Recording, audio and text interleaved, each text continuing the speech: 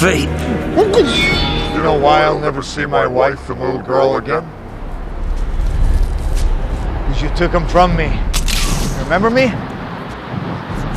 Sure you do. This tetrodotoxin. In other words, you can't move, but you feel everything.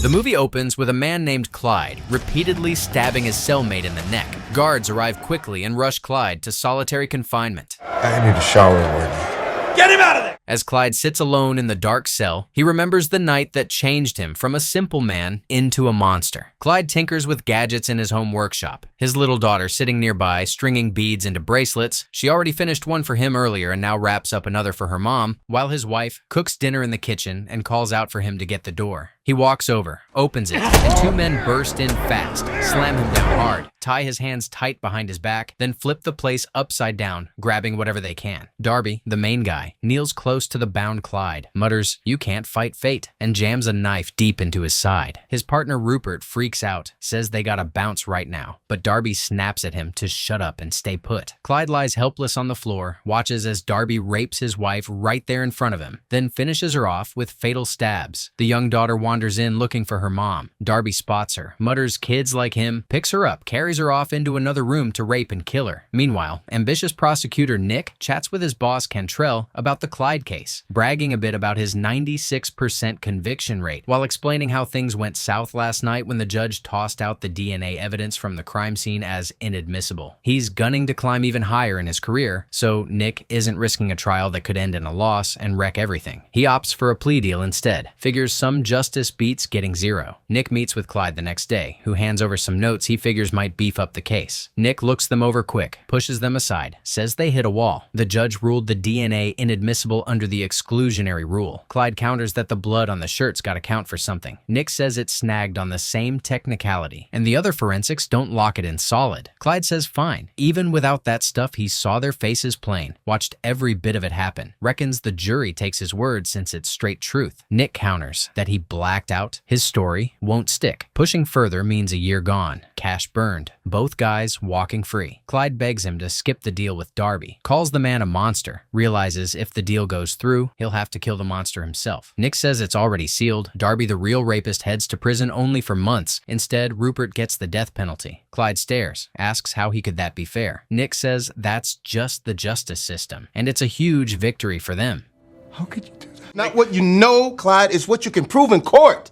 In the courtroom, they set up the whole thing like Rupert's the main killer. Darby quietly signs the plea deal. Outside, Nick tells the press justice is served. They'll seek death for Rupert. Darby's pleading guilty to murder but cooperating. Darby walks up, sarcastically thanks Nick for being in his corner, shakes his hand, says it's nice when the system works. Clyde watches from a distance, shocked at the unfairness, decides he'll get justice himself and disappear without any trace. 10 years pass. Nick's daughter is 9 now, whipping up French toast like a pro. He grabs a bite, says it's better than mom's. Wife asks if he's coming to the recital this afternoon. He says he has a lot of work. She says he's missing a lot of his child's life. Nick promises they'll watch the DVD video together as a family later. Kisses goodbye. Leaves. Execution day for Rupert Ames rolls around that same day. Nick sits in the viewing room with co-worker Sarah instead of the recital. Sarah asks what it's like. Nick says no big deal, like watching someone fall asleep, except the not waking up part. Rupert breathes heavy on the table, swears he didn't kill those people. The execution starts normal. 3 drugs pump in, specific order, supposed to be painless. Rupert starts shaking hard,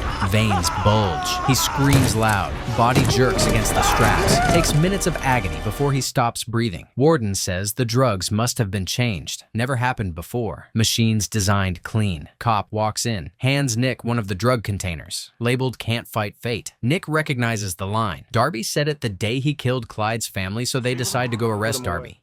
Darby sits at his place, bent over the table, sniffing flour like it's just another normal night. The phone rings. He answers, and the voice on the other end comes out distorted, almost buried, but it starts laying out his entire life piece by piece. Where's Darby? Who's this? That's strike 3 for you. Coke on the table.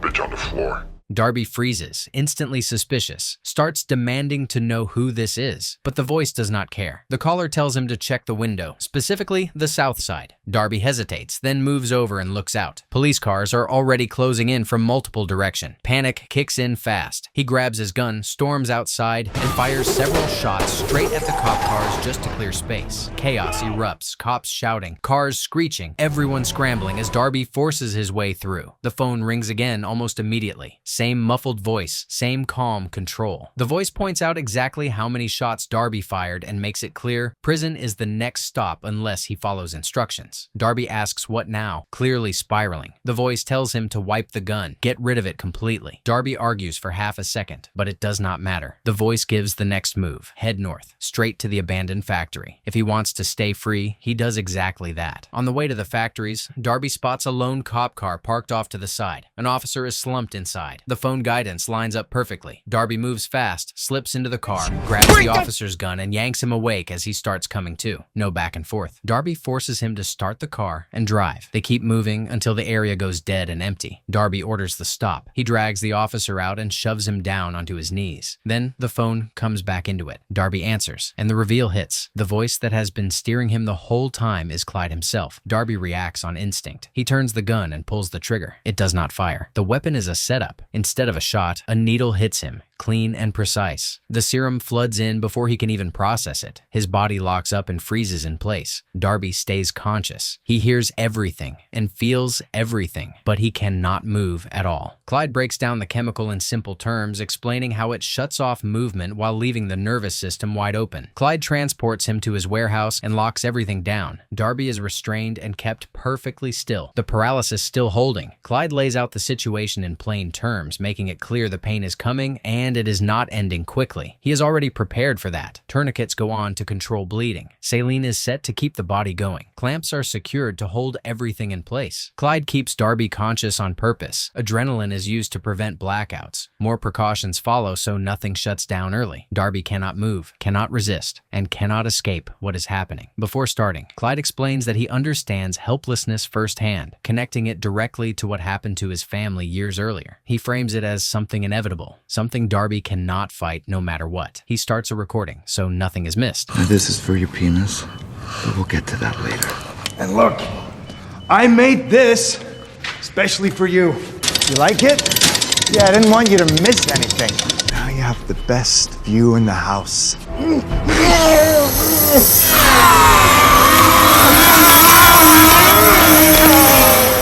Nick and Sarah go over the lethal injection tampering. Nick keeps circling back to Darby and shuts it down. Darby's history is blunt force and street violence. Nothing clever, nothing technical. What happened at the execution takes planning and intelligence, and Nick does not buy Darby as the guy behind it. Maybe they are chasing the wrong person. Not long after, the call comes in. Police have located Darby. What they find is not subtle. His body is cut into roughly 25 pieces. The focus shifts immediately. Sarah runs the logic straight through. Motive comes first. The list collapses to one name. Clyde fits it too cleanly. Digging deeper only tightens it. Clyde owns the warehouse where Darby is found. The background fills in just as neatly. Clyde has spent years selling off assets and cashing out, then quietly buying industrial properties in strange, disconnected locations. On paper, it looks messy. In reality, it lines up a little too well. The police brigade rolls out fast and heads straight for Clyde's house. Sirens cut through the street as they close in. Inside, Clyde hears them coming and keeps it simple. He calmly undresses. No rush, no resistance. The house is surrounded in seconds. Officers storm in and take control. Clyde steps out naked and compliant, almost welcoming it. They force him down, cuff him, and haul him toward the car. As he's moved past Nick, Clyde locks eyes with him and holds the stare a second too long, deliberate and unsettling. While Clyde is taken away, the house gets searched. What they find is clean and specific. Law books, stacked and studied. Then a torn newspaper clipping turns up showing Nick and Darby shaking hands, saved and kept for a reason. Clyde sits cuffed in an interrogation room, calm and controlled. The situation is thin. No physical evidence, no clean trail, just a dead man in a warehouse Clyde happens to own. The only real option on the table is a confession. Nick steps in and takes control of the room. room. He shuts off the live feed and changes his tone, playing it loose, acting like Clyde did the world a favor. He frames it as two monsters gone and quietly suggests he understands. Then he shifts gears and starts asking direct questions. Clyde answers carefully. Did you murder Clarence Darby?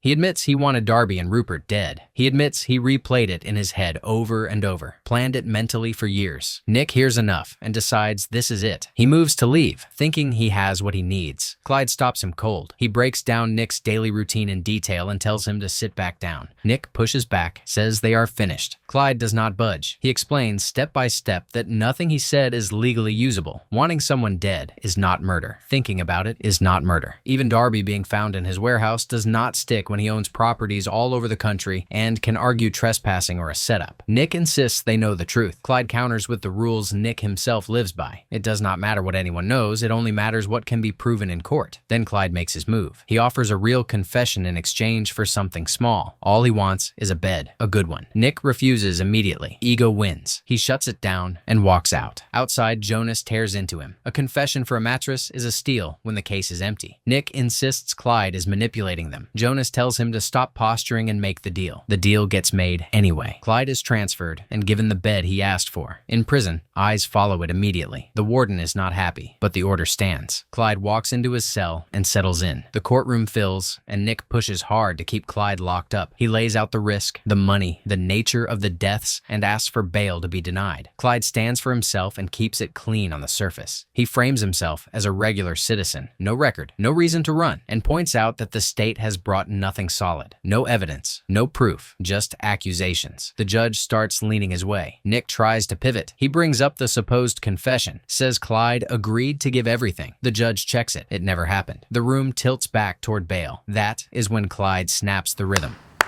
Thank you. Excuse me? No, I don't think I will excuse you.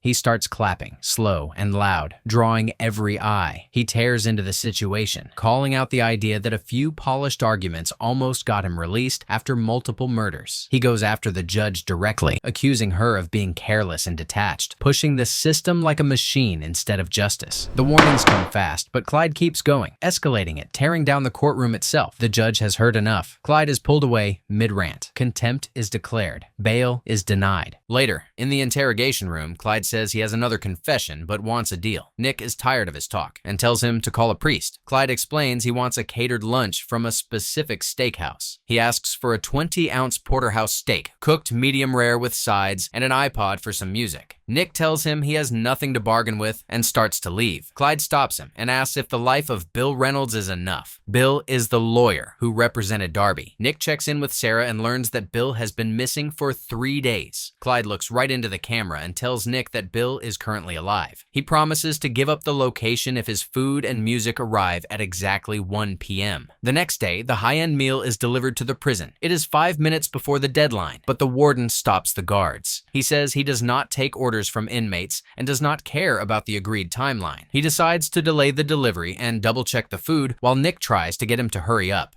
They arrive at Clyde's cell with the meal, already late. The clock check makes it 8 minutes past. Clyde stays calm and doesn't push it. He points them to Bill's location and makes it clear the 1 p.m. appointment was never meant for him anyway. It was for Bill, so they need to move. That lands hard. Nick drops the argument, pivots, and bolts. The response team scrambles. A helicopter spins up and lifts off. Back in the cell, Clyde slips into his own lane. He puts on his iPod and starts eating. The cellmate crowds in close, loud and hungry. Clyde plays it friendly, and he offers the steak to his cellmate. Suddenly, Clyde stands up and drives the blade into the cellmate's neck again and again until the movement stops. The guards and the warden arrive and take Clyde straight to solitary confinement. Nick finds Bill buried with an oxygen mask. He's dead. It took them 15 minutes to get there from the prison, so if Clyde had gotten his lunch on time, Bill would still be alive. Nick gets a message from Sarah saying Clyde murdered his cellmate and the warden is moving him to solitary. Nick visits Clyde in solitary confinement. He asks what the point is of killing all these people. Clyde says it's about holding everyone accountable for their actions. Nick hands him his daughter's bracelet and asks if his family would be proud of him taking vengeance in their name. Clyde says his wife wife and daughter can't feel anything. They're dead. Nick and Jonas found a CIA agent who makes it clear this meeting never exists. He keeps things tight and straight, just lays out what Clyde really is. He explains Clyde is not muscle, not some loud killer. The guy is a brain, a strategist, the type who plans hits so clean he never has to share air with the victim. Killing from a distance is his specialty, and he is good at it, so the official tells them to assume Clyde sees everything, hears everything, stays 10 steps ahead. Locking him up does not mean safety. If Clyde is in prison, it is because he chose to be there. He calls Clyde a born tactician. Every move has meaning. Nothing is accidental. The cellmate Clyde killed was not random. That was a pawn removed from the board, which means another piece is already in play. He advises them to stop looking backward and start looking for what comes next. Then he makes it personal. Clyde is not done. Anyone tied to his family's case is on the list. Nick pushes back, asking if this means Clyde cannot be stopped. The official does not hesitate. There is only one way. Walk into the cell and put a bullet in Clyde's head. Anything short of that is useless. As the meeting ends, he leaves them with one last point. You can't stop him.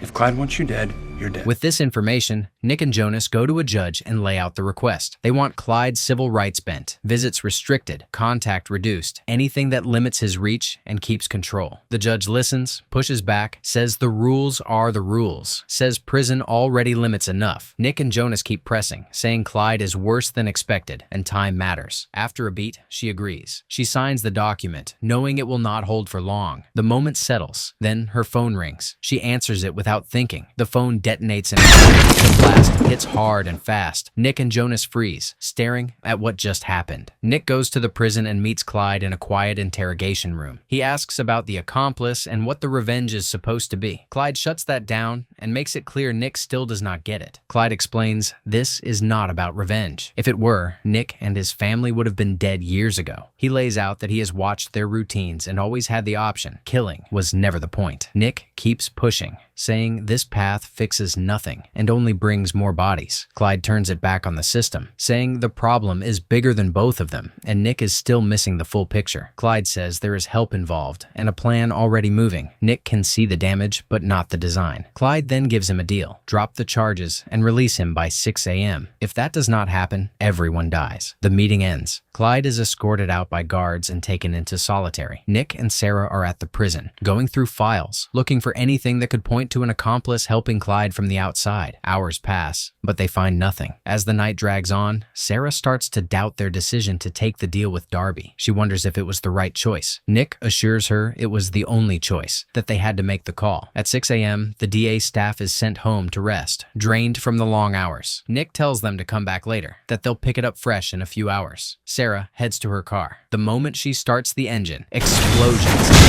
locked. The bombs strapped to the cars go off, killing everyone, including Sarah. Nick stands still. Clyde is still behind bars. There's no way this happened without someone on the outside helping. Nick and Jonas meet the mayor. 6 officers have been killed in the last 48 hours. She cannot believe one man behind bars could cause so much damage. She assigns 2 security guards to them and tells them to keep control. Nick moves quickly. He sends his family away, calls it a vacation. No phones, no credit cards, nothing that could reveal their location. They leave clean and quiet. Nick comes back inside alone. He notices a framed newspaper article out of place. Someone has been in his house. Back at the prison, Clyde is let out for a walk. Nick and the detective are already there, waiting. Nick steps in and unloads on him. Hits land fast. Clyde takes it and barely reacts, saying the anger is fine, and this is only the start. The detective pulls his gun. Nick stops him. Clyde looks at Nick and tells him what comes next will be biblical. At Sarah's funeral, Jones thinks they caused this themselves. Nick says the choice was right, but the certainty is fading. The service ends and they leave together, getting into the cars and pulling away toward the next stop. The convoy moves out. Nick sits with the doubt still running. Jones is done debating it. The cars keep a steady pace down the road. Elsewhere, a man in black controls a military drone. The drone follows the convoy and activates. An EMP hits. Engines cut out. Systems die. The cars slow and stop. Gunfire slams into Jonas's car. Anti-tank rounds tear through it. There is no time to react. The drone fires again and blows the car apart. The mayor is frustrated that Nick hasn't handled the situation. She threatens to fire him but changes her mind and appoints him as the new district attorney to avoid bad press. To regain control, the mayor places Philadelphia under a total lockdown. No one is allowed to move through the city without permission. Nick checks his email and finds a message from a contact named Sarah. It contains real estate records for properties Clyde bought over the last decade. Nick filters through the industrial listings and spots a small garage located near the prison. He meets a detective there to investigate the property. Inside, they discover a hole in the floor. It leads to a complex tunnel system Clyde dug that connects directly to every cell in the prison. This reveals why Clyde murdered his cellmate. It was part of his plan to move freely. The detective checks Clyde's cell, but it is empty. Across town, Clyde disguises himself as a janitor. He passes through security at City Hall by pretending to perform a light check. Meanwhile, Nick and the detective search Clyde's warehouse and find a wall of monitors. Clyde has been spying on everyone, including Nick's family. They also find a reference to a military strategy about hitting a center of gravity, which Nick realizes is City Hall. Clyde is currently planting a napalm bomb to kill the mayor and her staff during an emergency meeting. Nick and the detective arrive at the building and move quietly to avoid being spotted on the cameras. On the 5th floor, they find a suspicious cart and a suitcase positioned directly under the conference room. A bomb squad technician opens the suitcase and identifies the explosives. He notes the device is armed by a cell phone and could detonate at any second. Agents watching the warehouse see Clyde return and alert Nick. Clyde enters his tunnel and watches a live feed of the mayor's meeting starting upstairs. He picks up his phone and climbs the ladder back into his prison cell to finish the job. Inside the cell, Clyde finds Nick waiting for him with a gun. Nick tells Clyde he has one last chance to do the right thing and stop the attack. Clyde mocks him and asks if this is another deal. Nick explains he finally understands the lesson and no longer makes deals with murderers. He warns Clyde that the choice he makes now is one he will have to live with for the rest of his life. Clyde says he is sorry and dials the number to trigger the bomb. Nick exits the cell and tells Clyde he only has about 25 seconds of life left. The detective locks the heavy tunnel door from the outside, trapping Clyde inside. Nick has moved the suitcase bomb and placed it under Clyde's bed. Clyde realizes he has been outplayed. He looks at his daughter's bracelet as the napalm ignites, engulfing the cell in a massive fireball.